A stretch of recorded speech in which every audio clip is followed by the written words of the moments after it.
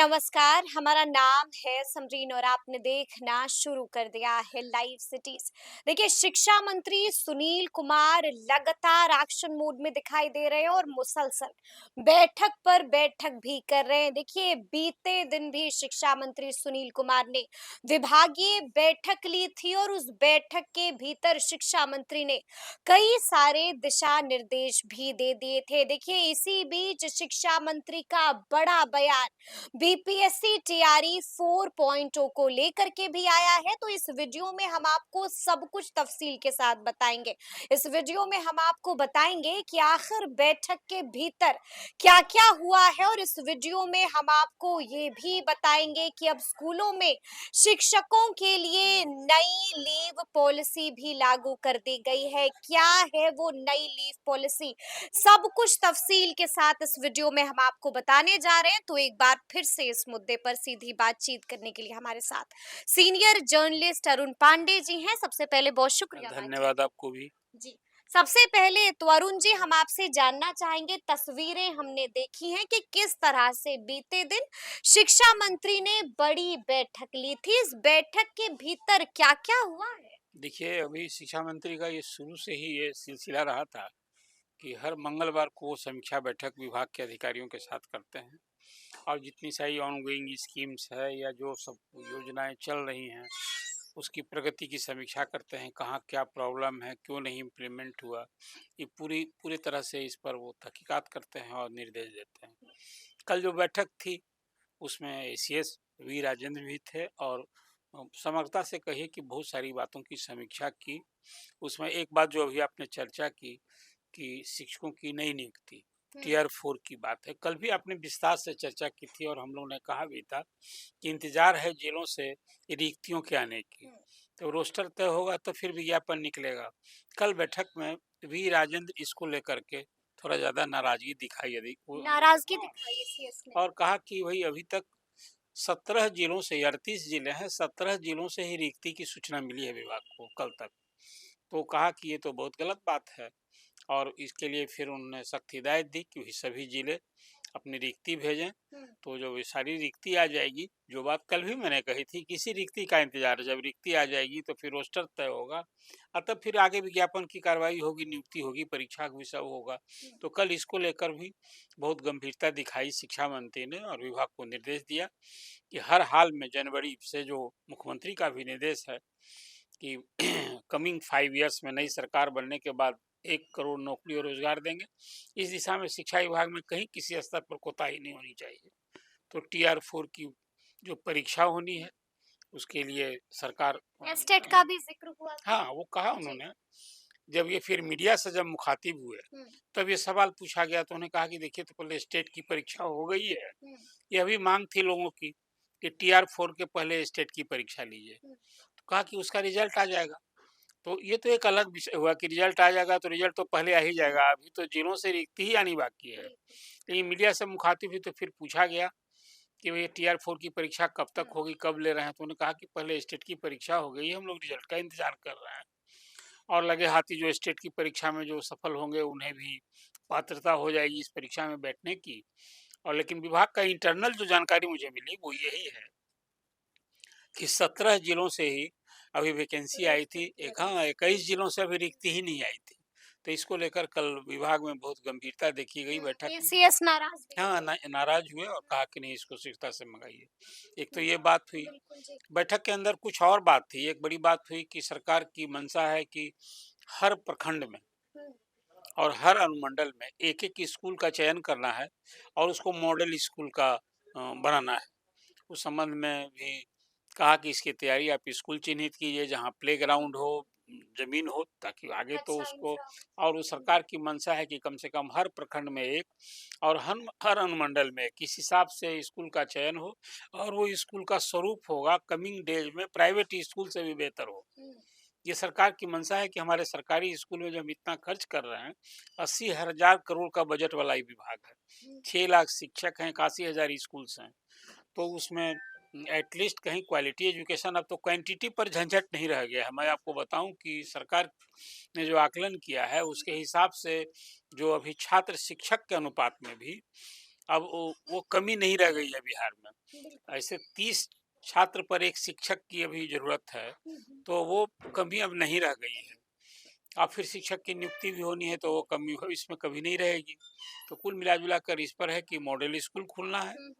और एक बात और कल शिक्षा मंत्री ने बताई कि हर पंचायत में एक इंटर स्कूल हमको करना ही करना है। तो कोई 8,500 पंचायत हैं बिहार में, 8,400 समथिंग। तो उसमें जहाँ-जहाँ अभी तक इंटर स्कूल नहीं हुआ है, तो अपग्रेड ही करना है। लेकिन उस पंचायत को चिन्हित करने के लिए और उसमें एक स्कूल को इंटर स्तरीय करना है। इस दिशा में भी कल सख्त निर्देश था उनका। फिर यानी कि बीते दिन बैठक में बहुत कुछ हुआ हाँ, है, लेकिन ऐसे में अरुण जी हम आपसे ये भी समझना चाहेंगे कि अगर हम जिक्र करते हैं बीपीएससी टीआरई 4.0 का, तो आपने भी देखा है कि किस तरह से अभ्यर्थी सड़कों पर उतरे थे। एकमात्र मांग थी कि सीटों की संख्या बढ़ाई जाए, बढ़ाई जाए, बढ़ाई जाए, लेकिन ऐसा लगता है कि इस बार भी सीटों की संख्या नहीं बढ़ाई जाएगी। देखिए अभी तो एक मोटा-मोटी आकलन जब सीट कि कितनी रिक्ति है, अभी यही पहचान नहीं हुई, तो एक मोटा-मोटी उस समय शिक्षा मंत्री ने बात बता दी थी बिल्कुल। कि टीआर 4 में हम लोग 27,000 कुछ। हाँ, हम्म। 27,000 समथिंग शिक्षकों की नियुक्ति के लिए एडवर्टाइजमेंट करने वाले हैं। छात्रों का विरोध था और वो अवसर भी नहीं था। जब पूरा चुनाव प्रक्रिया चालू थी, तो उसमें परीक्षा थोड़े होती। फिर सरकार ने उसके पहले स्टेट की ऐसे। परीक्षा को लेकर भी छात्र सड़क पर थे। हम्म। तो सरकार ने ये माना कि नहीं, स्टेट की परीक्षा साल में 2 बार होनी थी, एक ही बार सही, वो परीक्षा हो गई, उसका रिजल्ट होना है। अब टीआर 4 में फिर मैं ये दोहरा रहा हूँ कि रिक्ति कितनी आएगी, जिलों से आज तो जाने दीजिए। जो रिक्ति आएगी प्लस करके उसमें सरकार को तो हम्म। अपनी मंशा है कि भाई रिक्ति मिलेगी, मान लिया कि हाँ 40,000 रिक्ति आ गई। हम्म। अब 40,000 रिक्ति आएगी तो सरकार तय करेगी कि नहीं 40,000 नहीं, हम 60,000 नियुक्ति करेंगे। ये प्रोसेस होगा। अब तो शिक्षक धीरे-धीरे रिटायर भी तो होते हैं ना। बिल्कुल। तो कुल बिल्कुल। मिला-जुला करके अभी जो कितने पद पर कितनी सीटों के लिए इंतजार करना इंतज़ार होगा। करना पड़ेगा। पहले जिलों से जब तक रिक्ति नहीं आ जाती है, तब तक ये अभी कहना मुश्किल है। मुश्किल है कि हम्म। कितनी, लेकिन कोई हर हालत में शिक्षा मंत्री ने कहा है वो 27,000 30,000 से तो कम होगी नहीं। मैंने कल भी अनुमान लेकिन किया था। उससे बढ़ेगी कि हाँ, नहीं बढ़ेगी, ये सबसे बड़ा नहीं, नहीं, सवाल है। निश्चित रूप से। देखिए इसलिए मैं ये बात कह रहा हूँ हम्म। कि सरकार की मंशा क्या है? सरकार की मंशा है नौकरी और रोज़गार देने की। बिल्कुल।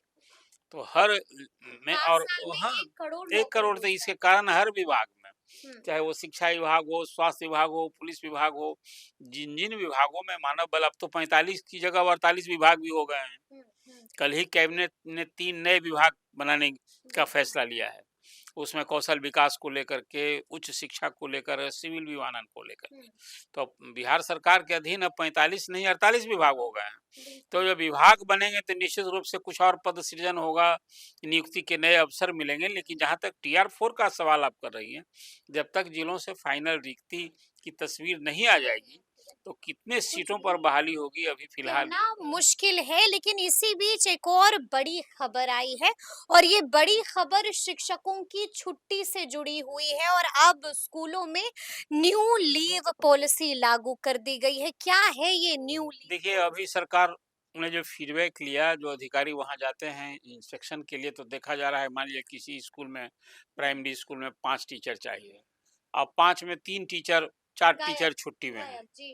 प्रधान शिक्षक ने, जो वहाँ प्रधान शिक्षक हैं, उन्होंने छुट्टी दे दी है।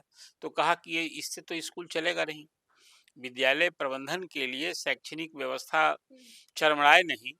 जब छात्र हैं, पढ़ने वाले छात्र आ गए हैं, तो शिक्षक कम से कम तो ये सुनिश्चित होना चाहिए कि शिक्षक रहें। तो इसको लेकर विभाग ने कल एक बाज़ाब्ता गाइडलाइन जारी किया और हिदायत दी। वो कहा कि नहीं, प्राइमरी स्कूल में 1 दिन में, वहाँ तो शिक्षकों के पद कम ना होते हैं, तो वह कहा कि 1 शिक्षक, ठीक है। आप 1 शिक्षक की को ही आप छुट्टी 1 दिन में देना है।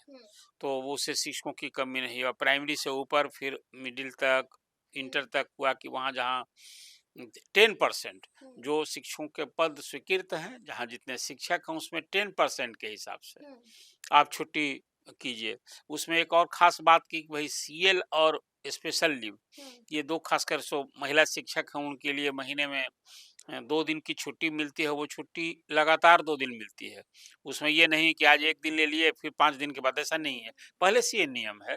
तो जो नियम सरकार ने छुट्टी के लिए बना रखा है, जो नियमावली पहले से अधिसूचित है, उसको कहा है कि स्ट्रिक्टली फॉलो होना चाहिए।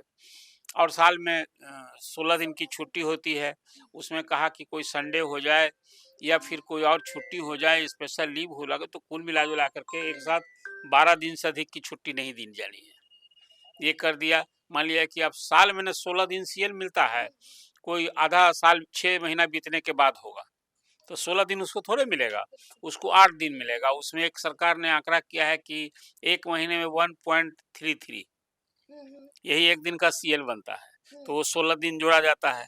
तो इस हिसाब से सरकार ने कहा है कि आप छुट्टी का जो इस शिक्षकों की छुट्टी के बारे में हेड टीचर थोड़ा इसको स्ट्रिक्टली नियम को फॉलो करें, ताकि पढ़ाई बाधित नहीं हो।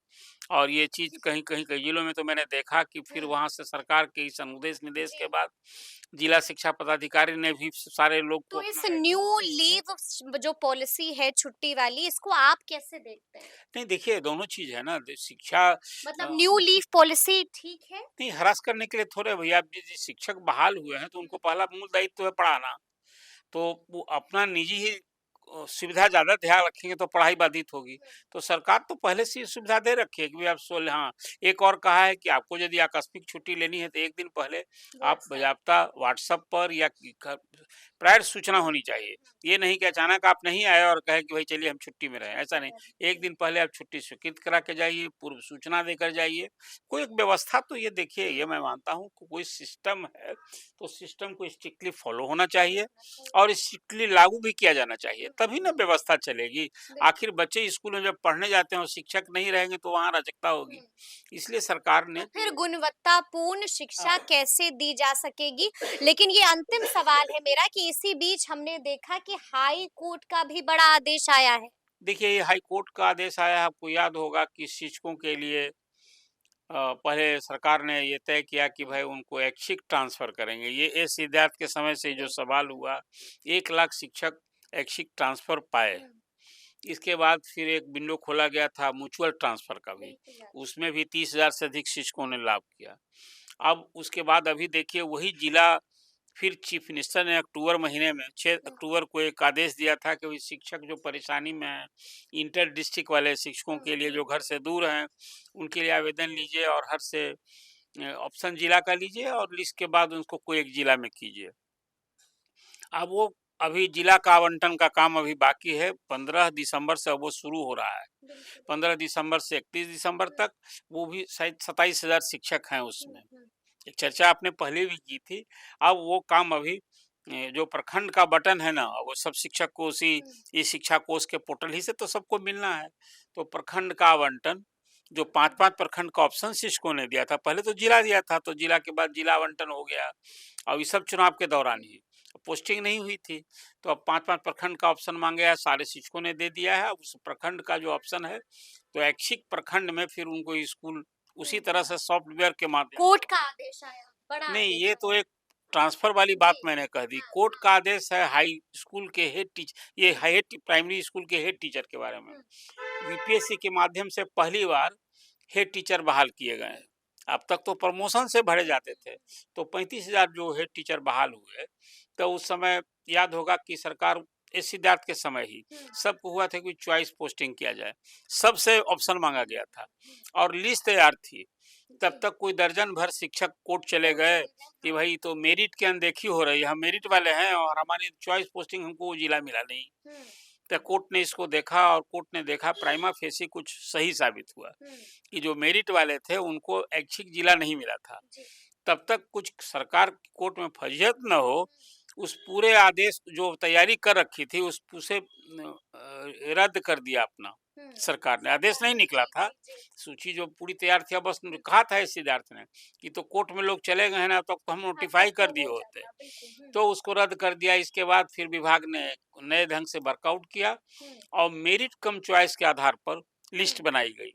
उसमें 92% ऐसे शिक्षक थे जो मेरिट कम चॉइस के आधार पर उनकी पोस्टिंग की गई। तभी शिकायत रह गई थी, तो कोर्ट जो लोग गए तो कोर्ट ने कल कहा कि नहीं, ये तो विभाग ने जो किया है मेरिट कम चॉइस के आधार पर जो 92% शिक्षकों का हुआ है, कोई 32,000 से अधिक शिक्षक हैं। तो कहा कि इसमें तो सही है, इसमें हम कोई हस्तक्षेप नहीं करेंगे। इसमें हम कोई हस्तक्षेप हस्तक्षेप नहीं नहीं करेंगे। करेंगे। जी। लेकिन जो शिक्षक हाँ। 2600 से अधिक शिक्षक ऐसे हैं जिसको रैंडम आपने जहाँ चाहा वहाँ पोस्टिंग कर दिया, तो उनके साथ तो अनदेखी हुआ, अन्याय हुआ है। तो कहा है कि ऐसे शिक्षक जो है प्रधान शिक्षक, उनके बारे में आप उनसे शिकायत कीजिए और कमेटी के हिसाब से उनका रिड्रेसल कीजिए और टाइम दे दिया है कि इसको अब 4 सप्ताह के अंदर ये वैसे प्रधान शिक्षक जो अपनी दूरी के आधार पर पोस्टिंग को लेकर परेशान हैं। हालाँकि मैं देखता हूँ सोशल मीडिया पर तो जो मेरिट कम चॉइस के आधार पर हुआ है, तो बड़ी संख्या में प्रधान शिक्षक तो कह रहे हैं कि हमको अवसर मिले, हम फिर लौट जाएँ विशेष शिक्षक में। प्रधान शिक्षक की नौकरी उन्हें भारी पड़ रही है।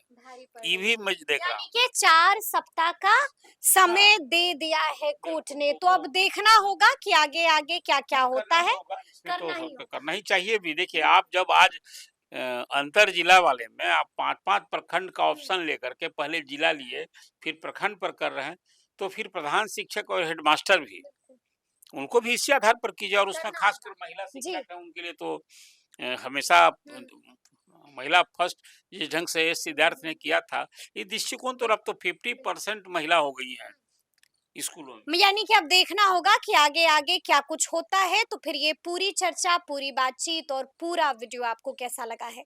कमेंट करके हमें ज़रूर बताइएगा। तो ऐसे तमाम अपडेट्स के लिए बिल्कुल ऐसे ही हमारे साथ बने रहिएगा और देखते रहिएगा लाइव सिटीज़। बहुत शुक्रिया।